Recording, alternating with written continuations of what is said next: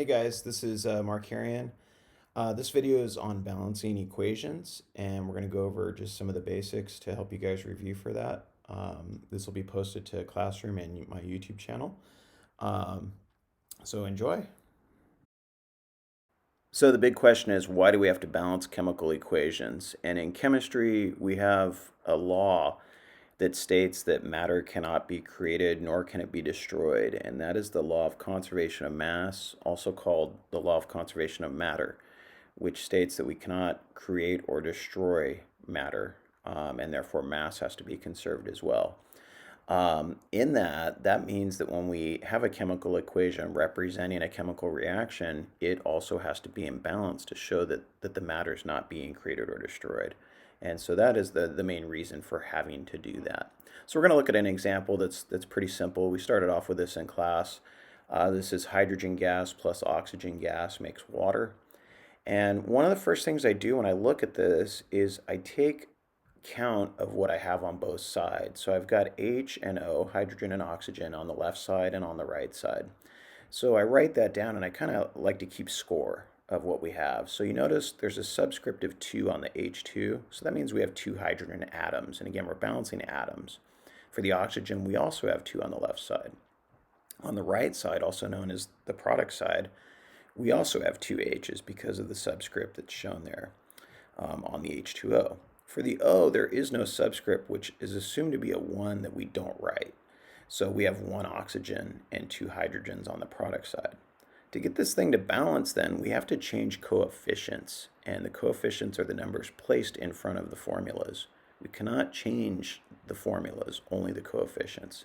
If I place a 2 in front of there, that's going to give me the 2 oxygens that I need. But it's going to change the hydrogens. Now we have 4 hydrogens on the product side.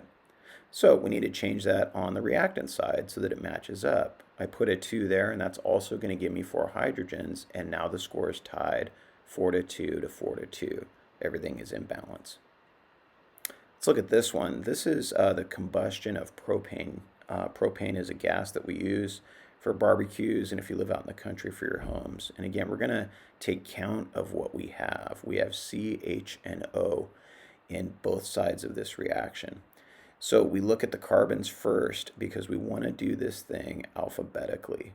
Okay, when you have combustion of a hydrocarbon like propane, do it alphabetically.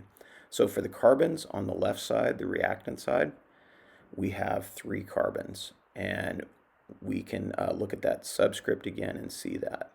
Then I'm going to do the hydrogens, and I see that there's 8. Next in the alphabet is oxygen. I see that there's 2.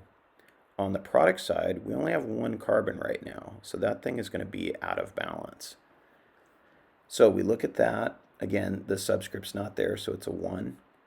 We go to the H's, there's 2, that's also out of balance. And for the oxygens, you have to add up all the oxygens on the product side. So there's a total of 3 oxygens if you count them up there. So right now we're out of balance. So again, go back, start with C. We place a 3 coefficient in front of the C, that gives us 3. Then I do the H's. H is next in the alphabet. So to get that, we need to place a 4 in front of H2O. That's going to give me the 8 H's that we need, as you're going to see here. Last, I do the oxygens. Now, the oxygens are done last because they're split on the product side. So I have 3 times 2, which gives me 6. That coefficient is for everything in the formula. And for the water, it's 4 times 1. So 6 plus 4 is a total of 10 oxygens on the product side. For the reactant side, then, we got to figure out what coefficient will do that. And you see that it's a 5. 5 times 2 is 10. These guys are now in balance, as you can see here. And we've got the equation done. Okay, so that's a little review of balancing equations in chemistry and why we have to do it. Remember that you've got to keep the law of conservation of mass or matter satisfied when you're balancing an equation. And you cannot create or destroy matter, and so the equation is showing us what's going on. Remember, it's the recipe to make those products, if you will, and that's why we do the balancing. So hope this helps.